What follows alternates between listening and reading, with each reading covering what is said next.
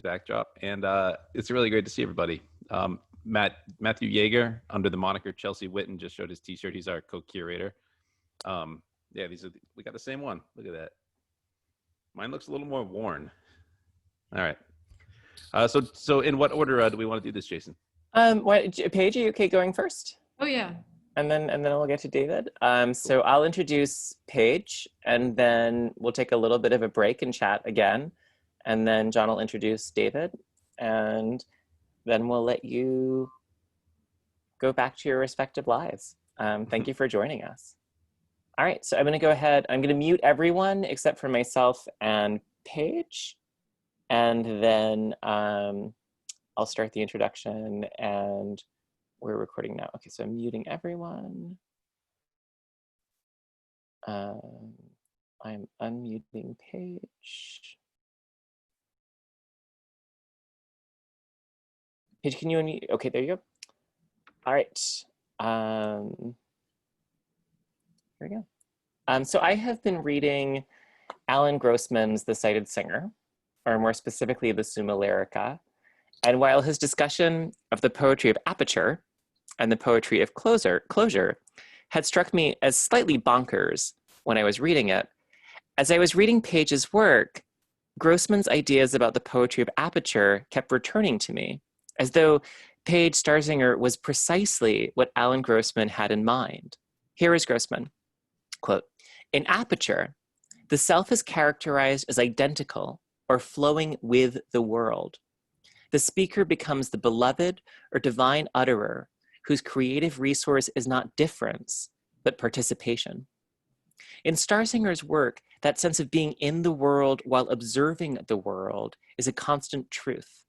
That whether she is working in composition by field and spreading out over the page or working in traditional line, her work is not like the photo that shows you a moment in time, but rather like the open lens of the camera, letting in the light that shapes what you see. Starzinger's work on the page highlights the silences around the words, bringing us into the process of speech, letting us hear her voice accumulate through palimpsests of memory, dialogue, hypotheticals, and image. In these poems, there's a radical kind of opening that we are all excited by as we hear it. We are here to celebrate Paige Hill Starzinger's second poetry collection, Vortex Street, which was published in June 2020. Her first book, Vestigial, selected by Lynn Emanuel to win the Barrow Street Book Prize, was published in fall 2013. She is widely published and has lots of prizes. Please welcome Paige Starzinger. Thank you so much. Thank you so much, Jason. Am I on there? Oh, yep, you're good to go. Oh, okay. Gosh, thank you so much. Your intros are famous in New York. They're so well written and idiosyncratic. Thank you. I'm going to start with the first poem in Vortex Street. And like the book, like the rest of the book, it looks backward to a family. And it looks ahead to a future without a child. It whirls together different strands in a vortex. And in this poem, it's whirling together biology and personal narrative.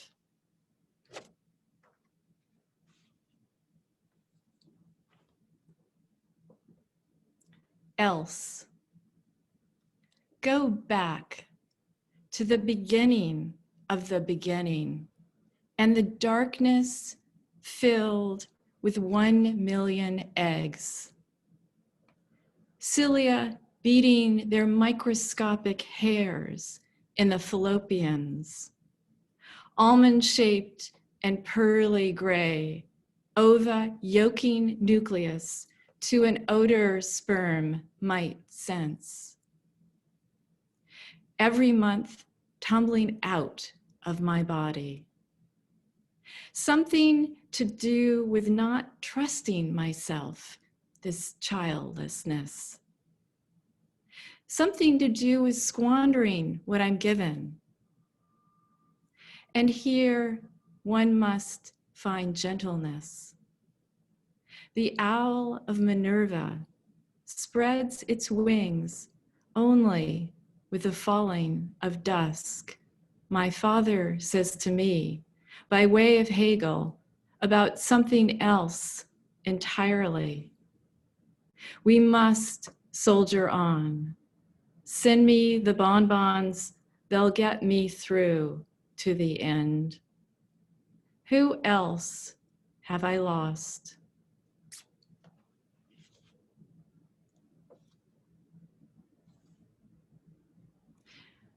Black apples, dropping to the red earth, these, the night-bearing difficulties of the 21st century orchard.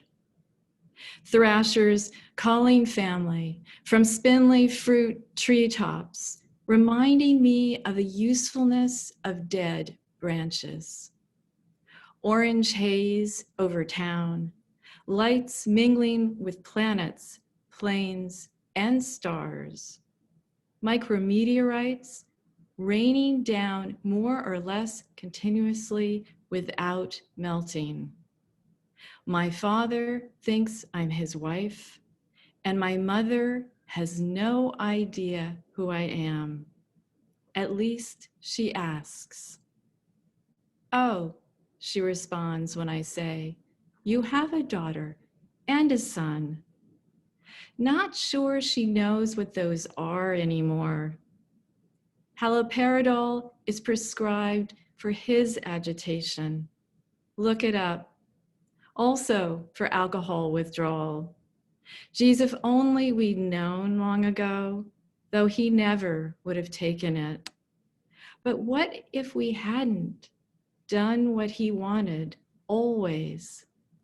Nothing more than bits on fire, but they were us.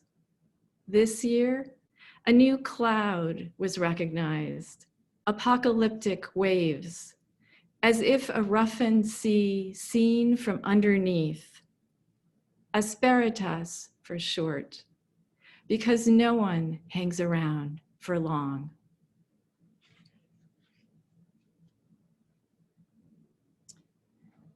In this book, the narrator revises her story throughout, and in this next poem, she does it most directly. The title is the letter O plus the letter O, and among other things, that echoes the female chromosome XX, and it also refers to the ovaries, the pair. Oh. Likely, it happened in a different way.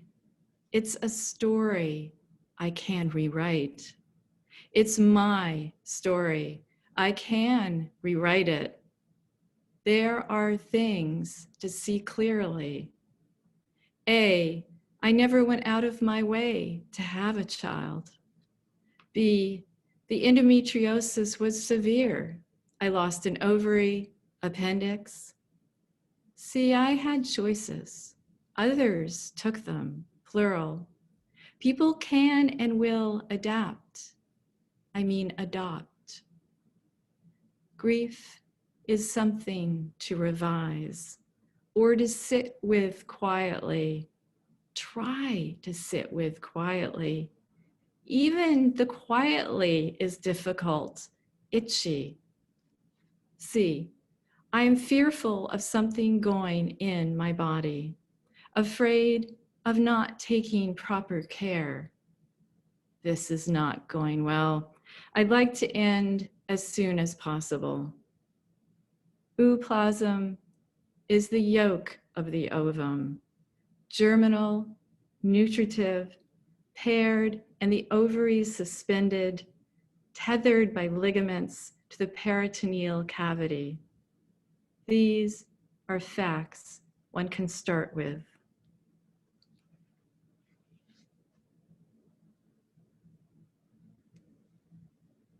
In this next poem, it helps to know that the X that I referred to at the end is spelled AIX, as in Aix-en-Provence, the town in the south of France.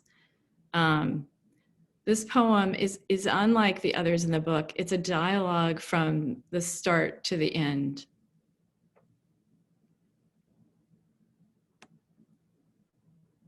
my unborn child says to me, "You are a mouse in a dove coat." "An apron with hands, that's what I didn't want to be," I replied.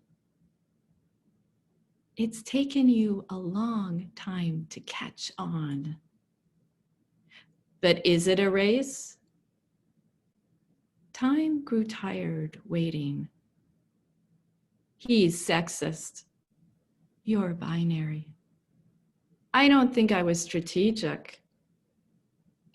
"No, you wanted to be free of the past, untethered, to step into a stream like your mother, walk one narrow slice of water after another, mayflies rising, a world constantly changing, shimmering. You felt this was New York." "That sounds right." "See, I knew you before you saw the stream. I lay inside you when you curled within your mother. I was one of your last 2 eggs. You saw me on the sonogram, remember?" I look at my right thumbnail, misshapen from picking at cuticles. I can't see this child now, but for the voice. We come accidentally and try to find our place. I have been hungry before, in the south of France, the cypress, the picnics, the boys' lips, simply too animal, unprotected we were, but everything else receded, a blaze of heat pushing outward, filling me. Probably a late period, so I went to his doctor, and he recommended a wash, just from the pharmacy, nothing much. Yes, I recall. X comes from Latin for water. You have never been ready. I was pursuing the boy, and then you didn't trust your body again. I think it scared me. You worry too much about the past. Stop dwelling there. Where did you get so bossy? I mean definitive. I got it from you, dear.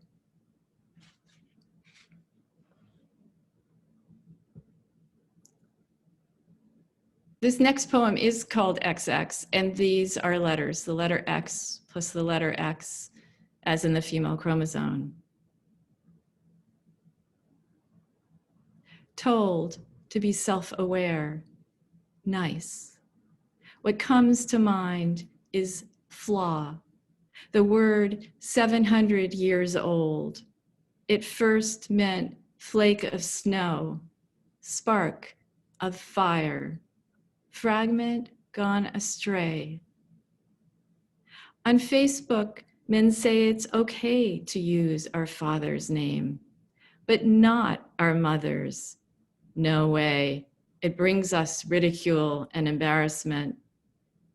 And gradually, over time, her name is forgotten, only mother of the oldest son. Flake, from some low German fishing net, wattled hurdle, frame or rack.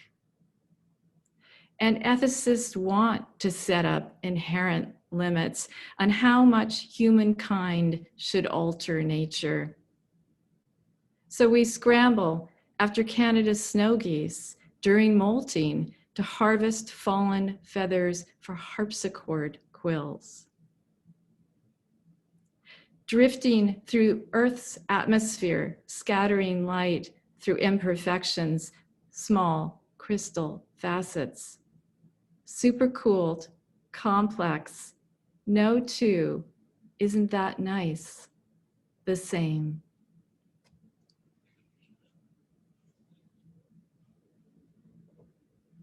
I'm going to read a short poem next, shorter, and it's a love poem.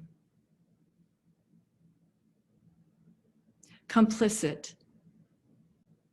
There's the village, my friend calls a lieu-dit, or also called place, a village without administration. Think how Hamas blew a hole in the wall, dividing Egypt from Gaza, so donkeys and bicycles could finally cart back bags of flour, cases of Coca-Cola, chocolate, and antacid. This is an opening love. It calls for defiance, and every last stubborn cell of yours is up for the fight. That's what I think. And you? I know you like the tea kettle just so on the burner. Here, look. Allah Shawa and his wife Hannah walking through the dirt into Egypt, her hair fashionably streaked. Adel al-Murghaki smoking a malimbo. Please don't seal the breach.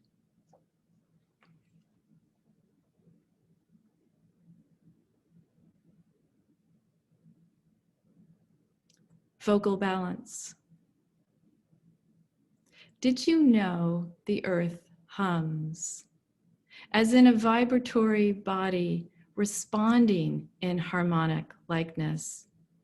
Perhaps because it expands and contracts slightly all the time, or perhaps it's just the slap of ocean waves. We don't know yet. Above me, the sound of feet pacing on the ceiling, gray and sooty, overcast, as if the inhabitant likes to swing a pendulum and has a plan. Facing the mirror in front of me, seeing not myself, but my mother, a cellular song braiding and unwinding around a moment, this and many others, ensorceling, as much about arrival as anything else, as an old Occitan Arribar, 11th century, language of troubadours, en sursaut. When John Cage visited an anechoic chamber, he expected silence, but heard two sounds, one high, his nervous system, and one low, his blood circulation. We are ambient though. My spinal discs cantilevered irregularly. I read that mountains are shaped as much by erosion, raindrops even, as by tectonic plates. It is most certainly the end of something.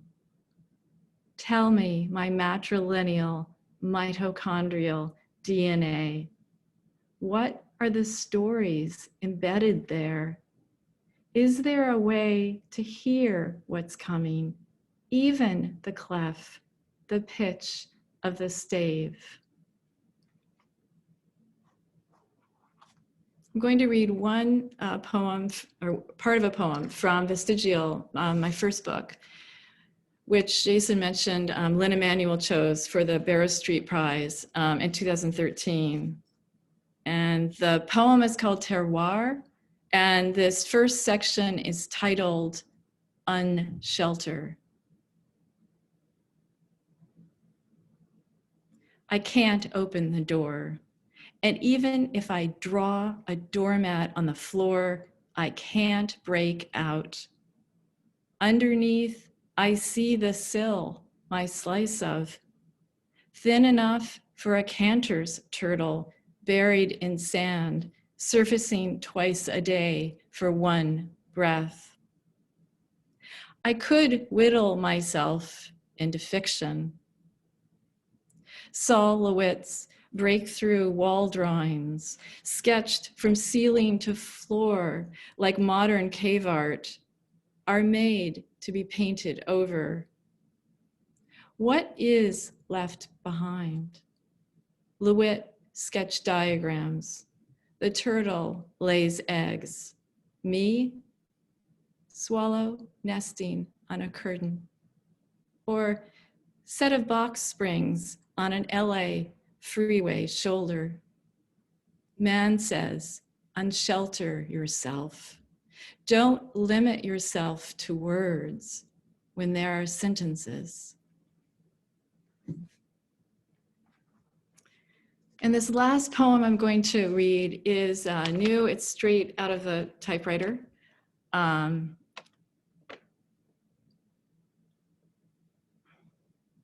As maple trunks thaw, I was pushed out of my mother's body one April, cold and wet, in the 5th season of the year, a measure of frost and mud.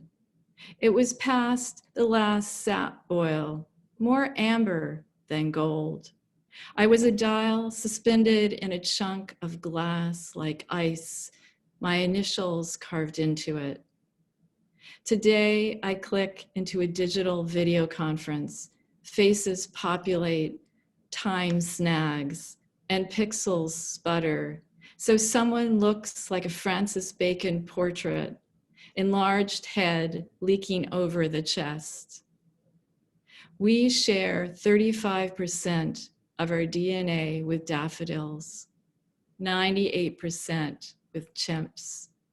Our cars burn dinosaur bones, and the oxygen we breathe is an excretion of ancient bacteria.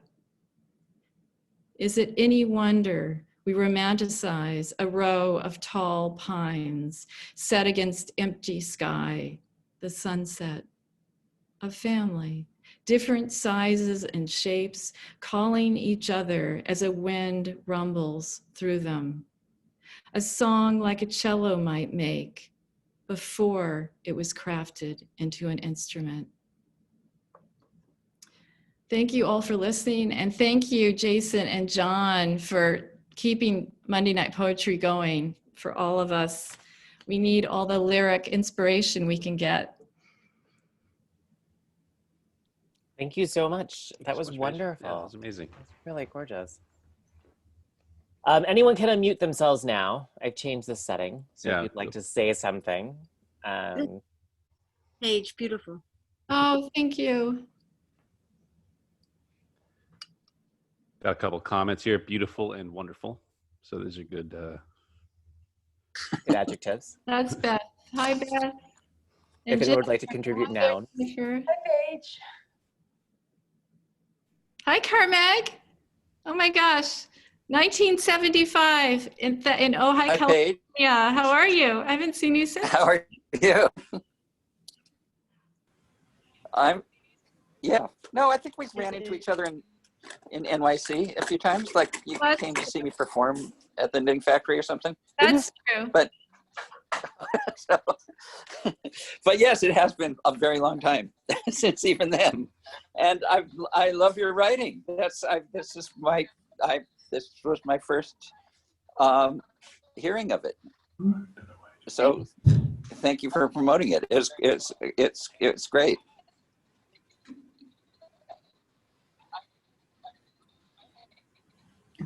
So everyone should be using this time to refresh their drinks. Yeah.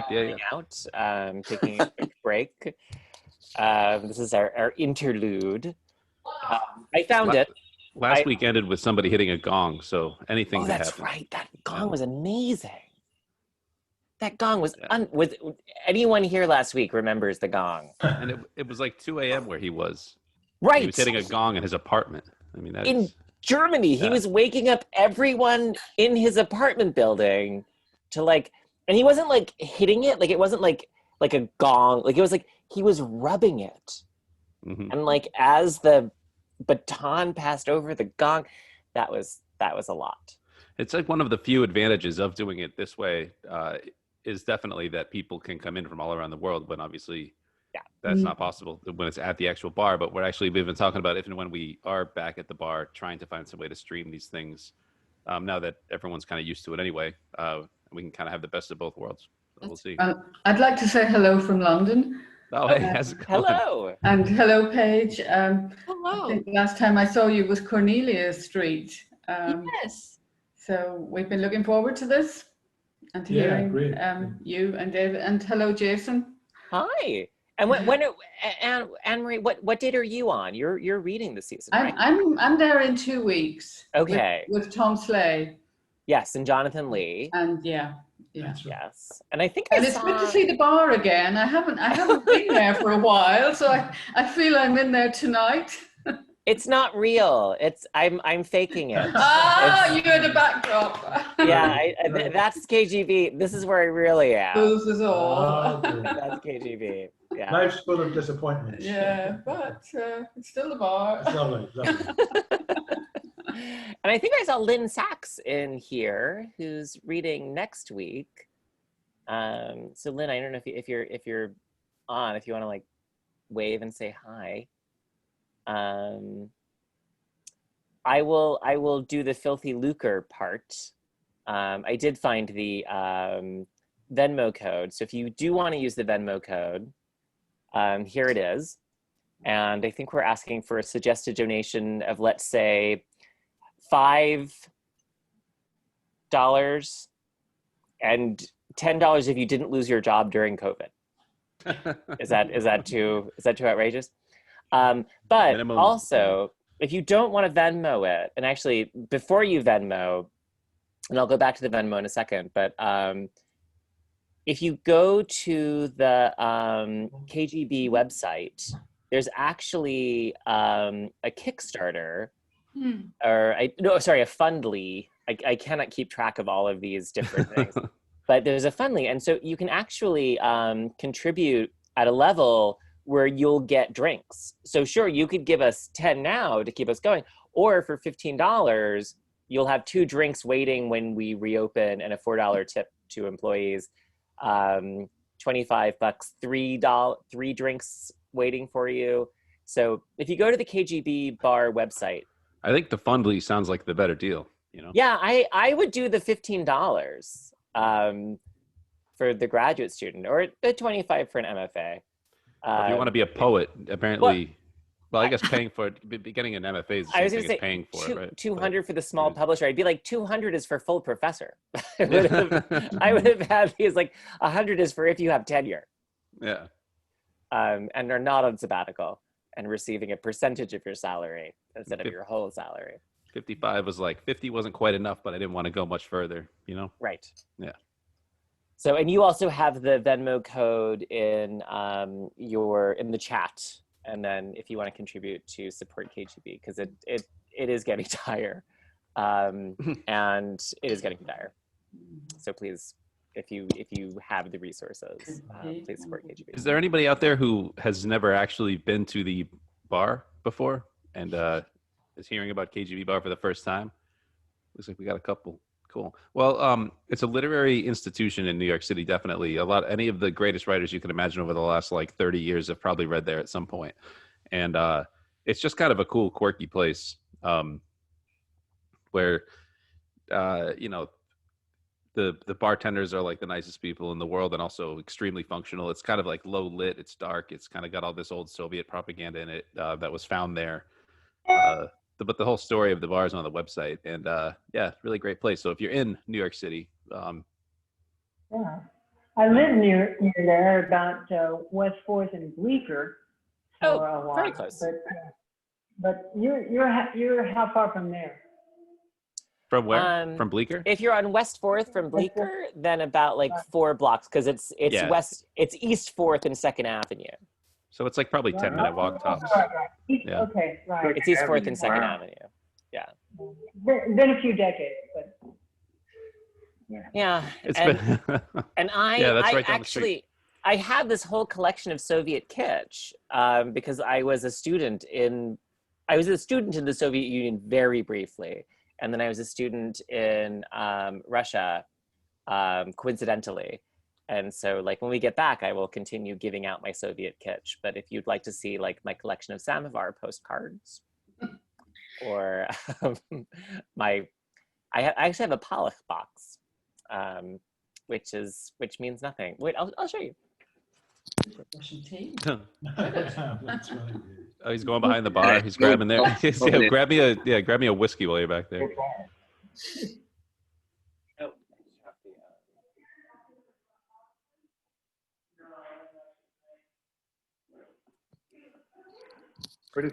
I don't know if you can see this, but this is a very specific Russian artistry that's done with brushes that have a single hair in it. That's a kind of like.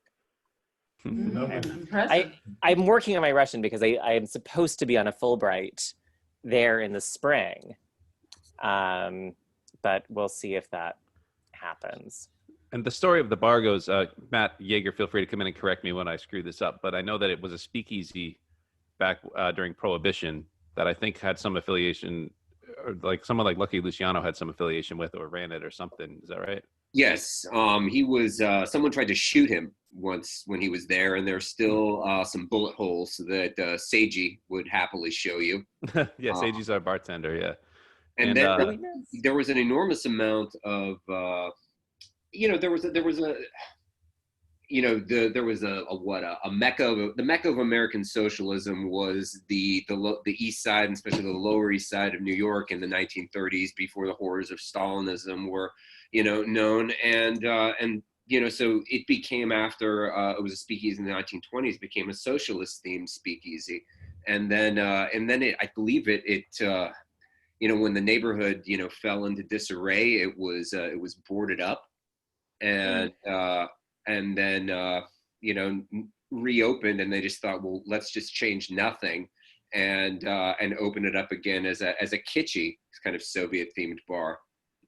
Yeah, a siren went past my window as Paige was reading, and I very nearly unmuted myself just so everyone could have the KGB experience of the sirens and the noise in the street. People chase, Alas, yeah. It's really challenging to read there, and I think one of the things that has been always so wonderful about the series is I feel like if a poem flies there, it actually can fly. And but it got a lot easier to read there after people were not smoking. Yeah, Remember, I was never there when people could smoke, but I've heard stories. Yeah, it was. I mean, I loved smoking. I absolutely loved it. I don't. Yeah, I remember discovering KGB does not smell bad, but my little brother lived in New York at the time, right when the smoking ban went into effect, and he would take me. He was a musician, and he would take me to all these like bars, and I was like, oh, that's what smoke was covering up. Maybe the smoke had some advantages. Anyway, so we should get moving. John, do you want to take it away? Yeah, let's do it. Really excited about our next poet. Let me pull up my thing here. Let me mute everyone except for you. Sorry, actually, let me do the muting.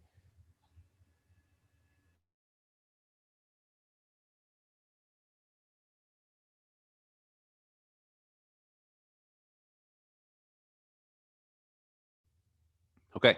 Our next poet is David Baker. This is someone I've been reading for a while and whose work I really love, and I'm assuming that's true of a lot of the people here tonight. Some of the things I think about when I think of David's writing, he writes poetry of the psychological moments and the human imperative to observe and persevere. People and other subjects in his poems are placed within an entire present context that dwarfs the individual while suggesting their perspective is what adds meaning. It's kind of a Wallace Stevens type of effect, capable of rendering kind of whole cloth moments of observation and imagination, fusion that creates a fairly jaw-dropping reading experience. And a subtle kind of empathy, I think, emerges from the careful act of seeing well in his work. He's the author of 12 books of poetry, most recently Swift, New and Selected Poems, Scavenger Loop, and Never Ending Birds. These all from Norton. Last one won the Theodore Redke Memorial Poetry Prize in 2011.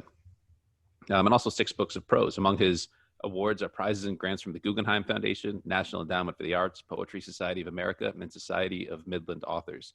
He holds the Thomas B. Fordham Chair at Denison University in Granville, Ohio, and is poetry editor of the Kenyon Review. Here's David Baker.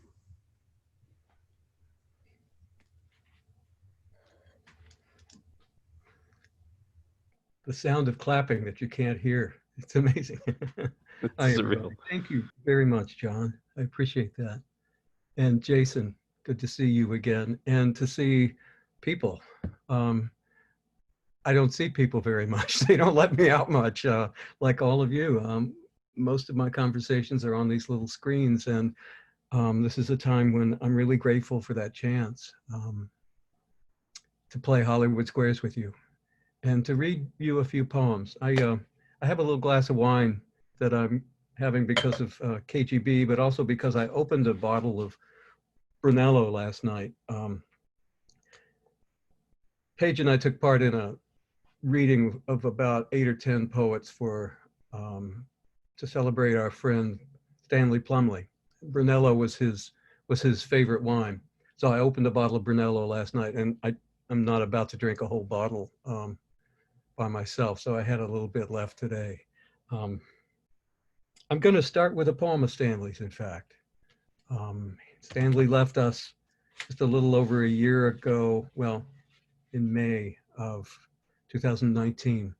And his final book, his posthumous book, Middle Distance, has just been released from Norton. And so I kind of want to hold it up and hold it to the light and encourage people who might be interested to find this book. Middle Distance is the name of this book. I'm just going to read the first poem of Stanley's. It's called White Rhino. And it was his totem animal as he thought of himself growing extinct. The last of my kind, one of the last lovers of flowers and the lawns of the northern grasses, and certainly one of the few able to rub backsides with a baobab, and the century-nearing oak still surviving in the yard. The trick is stone, to look like something broken from a mountain, something so left over so as not to be alive, yet resemble in demeanor, dream, anger, the kind that wakes you out of breath talking to yourself in that language that starts in the belly and the bowel. Old age is a disguise. The hard outside, the soft inside. Even the plated armor is turning dust. Then one foot after the other. Neuropathy, my gravity. The footprint larger, deeper. I hardly recognize myself, except in memory. Except when the mind overwhelms the lonely body. So I lumber on, part of me empty, part of me filled with longing. I'm half blind, but see what I see, the half sun on the hill. How long a life is too long? As I take my time from here to there, the one world dried out distances, nose, horn, my great head lifted down, the tonnage of my heart, almost more than I can carry.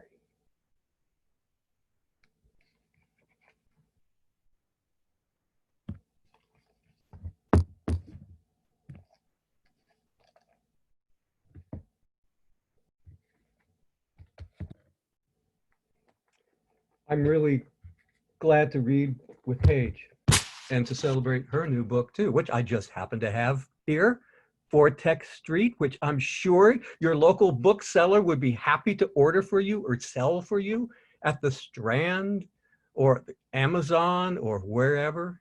It's just been published. It's a beautiful book, as you heard. And I'm shameless. I'm going to read a poem that's so new. I've never read it before. It's probably not finished. But it's a poem for Stanley. In the last months of his life, I flew and drove to go visit him and Margaret a few times. Paige and I went to see Margaret and Stanley. This poem takes place in a place where I tell my students, don't do that. Do not write a hospital poem. But I did. 6 hours.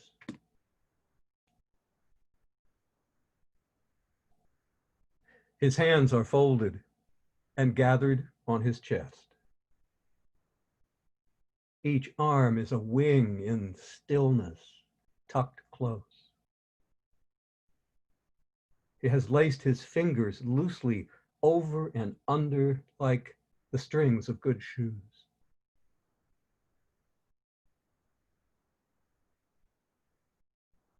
Someone has come to check his breathing, tap the tubes, add a few numbers to the chart.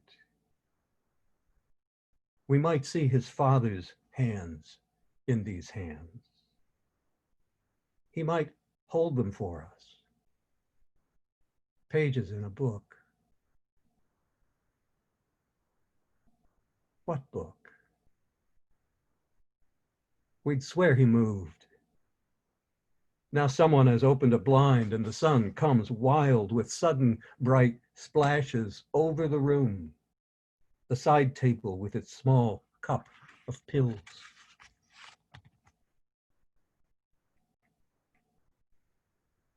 He blinks one eye to the warmth. He's resting his head on 2 pillows. Did he smile? In a poem, he calls hands requisite for reading, holding nothing. He looks as though he's holding back breath from a wound. Or if he were standing, touching his heart to see if his pulse were secure. His hands are still, soft to touch when we touch,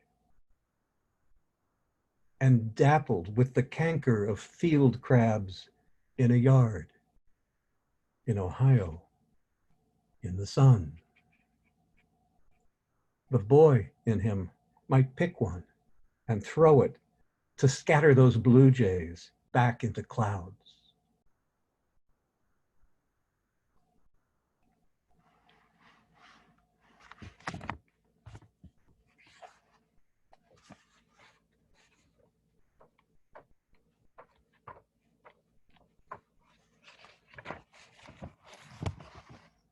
This is another poem I've never read. This is quite new, and this is for Paige. Her mother and father died 2 weeks apart, 3 weeks apart in 2017. 2017 was a bad year. My father died that year. My best friend here in my village died that year. And then Paige's mom and dad both died in the fall.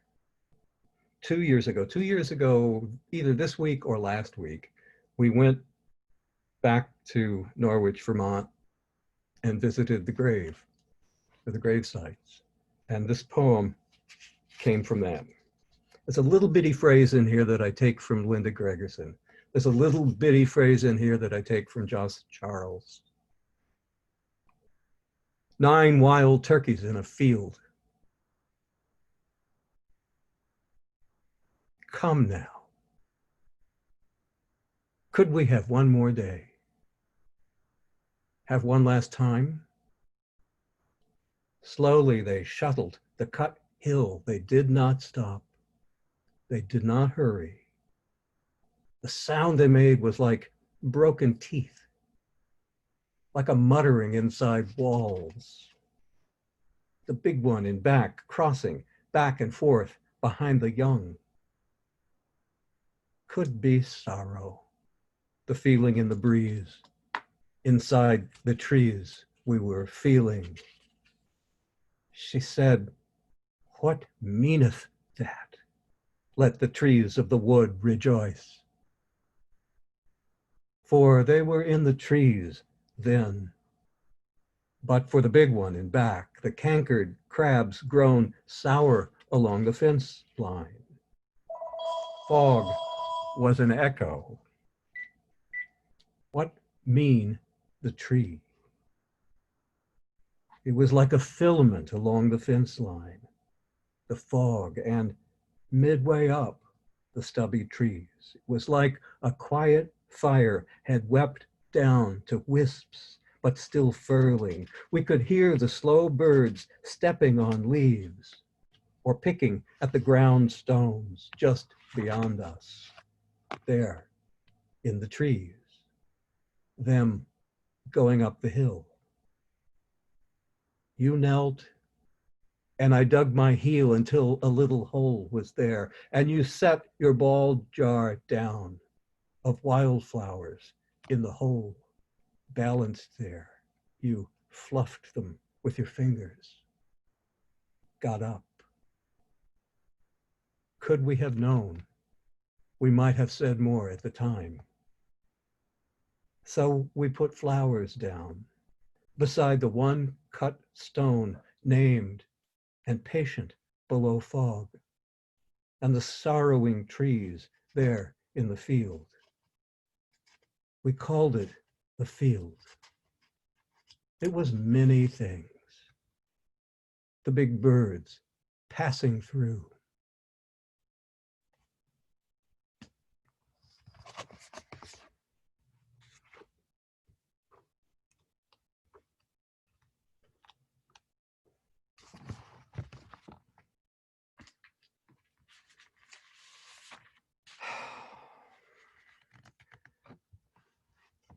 This one's going to be hard to hear. It's written in pieces. This is a poem called 19 Spikes. This is a poem about COVID-19. It's in 19 couplets. The lines are very long. The lines all end in dashes. There are many voices. This thing happened in late March, early April. I saw the first depiction of the COVID virus, the coronavirus, the first picture of it. Remember the first picture you saw? I saw the picture, and that day in my backyard, my viburnum was beginning to bloom. And it's got the viburnum, that big, round, beautiful bud that begins to issue spikes. And it looked exactly like the COVID virus to me. And I started paying attention. Nature has a way of making use of forms that are really successful. So I noticed the sweet gum trees, seed balls with those spikes on them that looked like the COVID virus. I noticed those mines that submarines put in the water with those spikes on them. All those things sort of percolate in this poem about illness. I have a bad 25-year virus myself. When it comes back, when it reemerges, my doctor says, we're getting ready for a viral storm, aren't we, David? This is called 19 Spikes. Then the storm came. It raked our world with terrible teeth,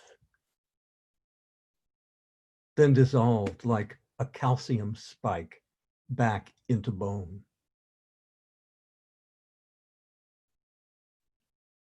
I see what you mean, but your barn's not really a barn. Old lady just sat there, married to the guy 50 years. Wash your doorknob, your hands, triage your mail. I had a nightmare. I was living my present life. Can't touch my nose. It's called resorption. What? It throbs like crickets in my ears. Your BP was what? No touching. COVID petals. She said, wash your hands. It took his body hours to work down through the corn. The quicksand weight of it. Her in her folding chair, him with a new auger for the bin. He sort of spilled out. So the viburnum's full of little pink blooms. Bees in orbit with their spikes, their barbs, poisons. Then the whole thing. Whoosh. The hail balls, jagged as kidney stones, half a foot of rain, trees seem to blow up. Some natural forms are so successful, they're viral. Calcium nodes on your clavicle. I see them everywhere. How small can they get? How big? Any size explodes. Is it gas? You mean the barn? Is it gas? A heat storm. A barn equals a non-SI metric unit of area equal to 10 to the negative 28 meters squared, or 100 femtometers. To quantify interaction of a nucleus with an electric grade field gradient. The branchlets are pithy, many-angled, winged, liquid amber stratifiluria, surrounded by rusty, hairy bracts. Looks like a tiny naval mine. Between 80 and 120 spikes, terminal barbs, a special form of moored contact mine, and equipped with a plummet. He fell right through. The spikes on the outer edge of the virus particles give coronaviruses their name. Sweet gum, storax, red gum, star-leaved alligator wood, limpet mine. In place of torpedoes, the silos carry 12 charges. I heard my heartbeat in my bones. A positive kill rate. Airbnb, missile silo fixer upper now, swanky bachelor pad. Storm shelter, storage bin, your ultimate safe room. Each virus is a single pleomorphic spherical particle. Satin walnut with bulbous surface projections. I see what you mean. Wash your hands. Like that really helps? Leaves ripped clean off. It's coming back. I know.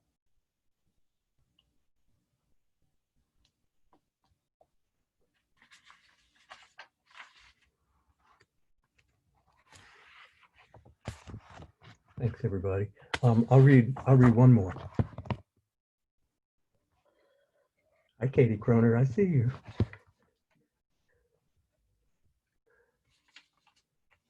I'll finish with this poem called We Are Gone, and I will thank Jason and John again, and I will thank everybody for being here on a Monday night to keep each other company and to sit with each other in our distances and vote for a kind of relationship that we vote for, that we believe in. These are times to vote, and this is one way to put our faith in one kind of relationship that we have with each other. And I will thank Paige for putting this together and inviting me to read with her and celebrate her book. We are gone. Even the night cooling down is slick with heat. Even the sheet we share like a humming skin. From 3 stories up, the sounds of the street, drinkers at the curb, a wet hiss of dry tires, is a rhythm through our box fan, like panting. When we sleep, it is piecemeal until morning.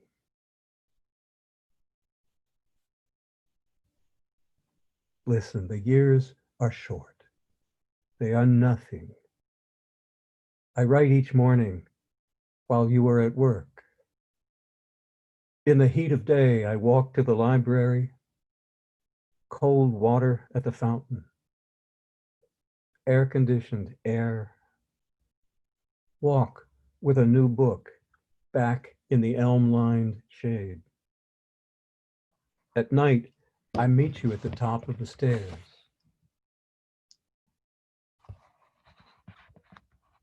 Where are you gone? Who loved me so long one summer, far from home? Days are long. Even the heat is lovelier there, as memory is. We make lemonade from powder. Little wonder the years are less than a breath, like a song on the radio, heard as the rhythm of languor. Whistle of the ice cream truck. Drinkers at the curb. Days and nights of heat, of sex, such tenderness. When we sleep, sometimes it is to dream of the days. Where are they gone? Meeting on the stairs. Laughter and light. A small meal, a bottle of wine. When we wake, it is piecemeal until we are gone.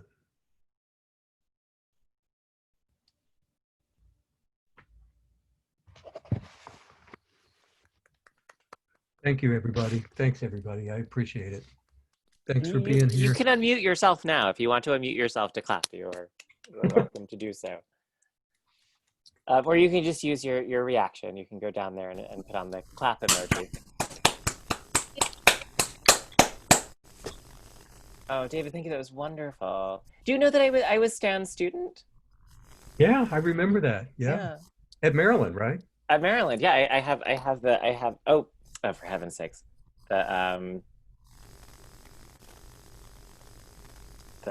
we go. Now I can show. There's Stan. Yeah. Oh, he's amazing, and his hair just got whiter.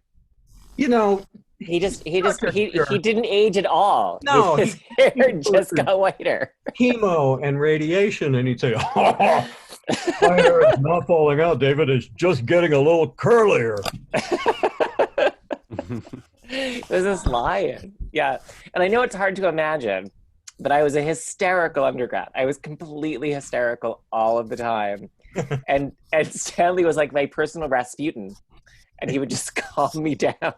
Yeah. That's wonderful. I cannot tell you, you know this, how many students he had for 50 years, everywhere I would travel with him, there would be students who would want to come and touch his sleeve or ask him a question, and he remembered them all. He had no children, and he had millions of devoted students. Yeah. Mm-hmm. Although he would tell me the stories about what I now know were Deborah Diggs' stepson. So when I read Deborah Diggs' memoir, I had heard all of those stories in office hours. I just hadn't connected. I mean, I didn't, I was 19.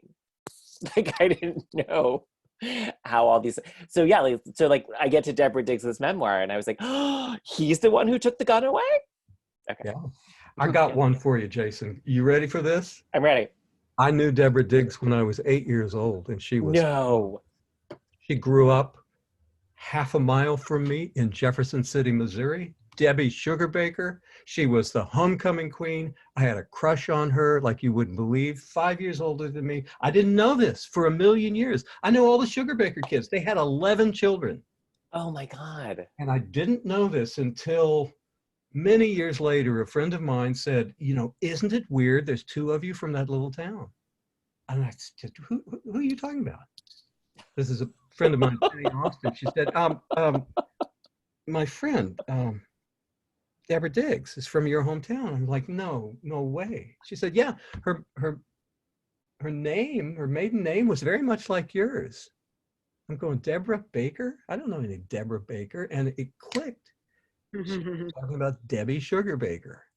And I wrote to Deborah immediately, and we became very good friends. We would meet in my hometown and go to the pizza place and drive through McDonald's after we figured this out. So I had that over Stan. I said, look, I knew Deborah a long time before you did. Wow. Yeah. I know everybody in that memoir. That wild? That's incredible. That is absolutely incredible. Don't mind us, everybody. We're just no. Yeah. So everybody. We have lots of great comments in the chat too. If I recommend people read, yes. Everybody seems to really love it. Yeah, that was fantastic. Thank you guys so much. And next week is Paulo Javier and Lynn Sachs. Yeah. And there's going to be some visual stuff. There's going to be some like videos and visuals. I'm happy to chime in with some more memories of Stan. I was one of his students at Maryland. I graduated in 2014. I can't know who's talking. It's Joshua Lavender. It's Joshua, hi, yeah. Yeah, just put yourself on speaker view and he'll show up. Yeah, that'll do it.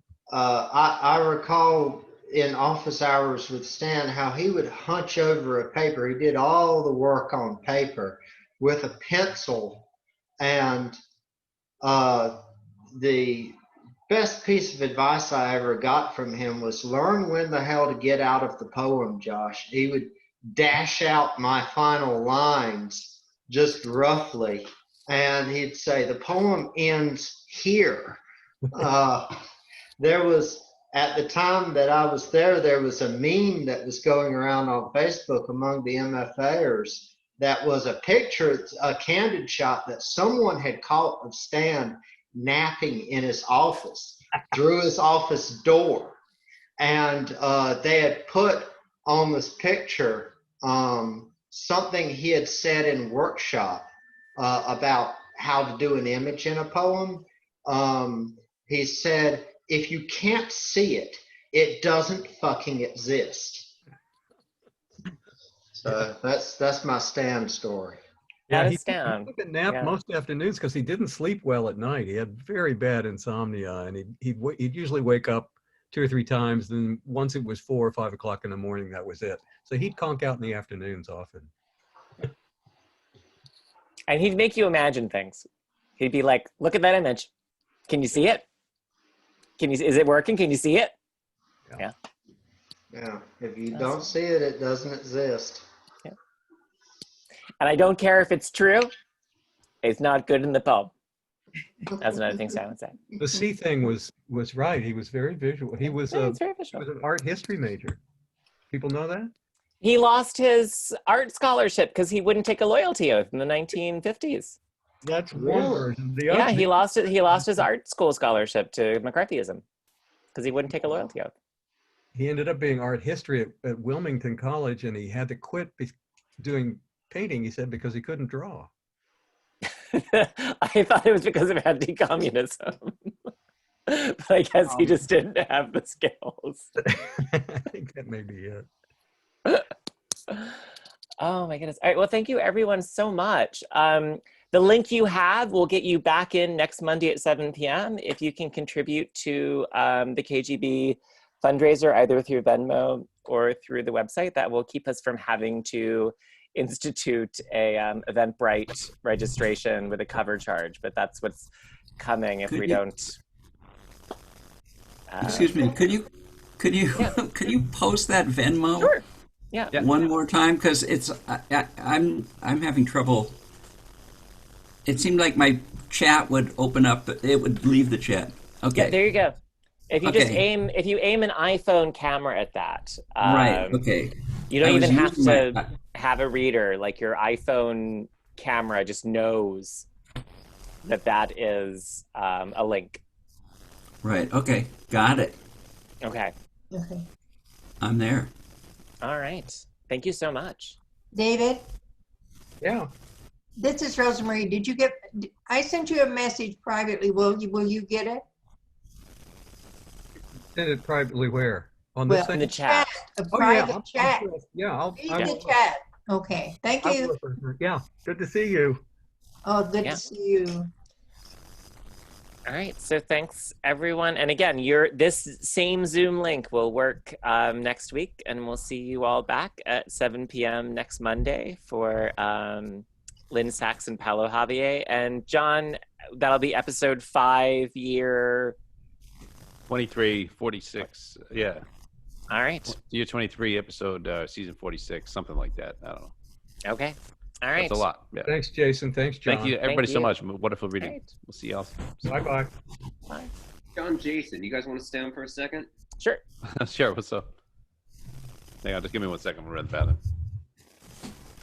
Well, I can share with everybody. I just had a great idea. I thought, what if we did like a little show and tell portion where if we asked readers to, since they're all in their homes, if they have, I don't know, a special, baseball card or, an interesting, trinket from Russia that was painted with one, bristle of a One bristle hairbrush. Yeah, I'm assuming that's what, like pig snout bristle, maybe. I assumed horsetail, but I like pig snout better. Yeah. Anne Marie, what do you think? Do you want to do show and tell when you're on Yeah, when you're doing your reading, any objects? To bring Oh, along? yes, I'm sure I could produce something. That's, Yeah. watch out for Or that, we yeah. get Charles All right. as well. David, I just wanted to say I love that final poem. David's left. Oh, he's left. Oh, Yeah, sorry. asking something. Hi, Elizabeth. I'm sorry. It's all over. Glass.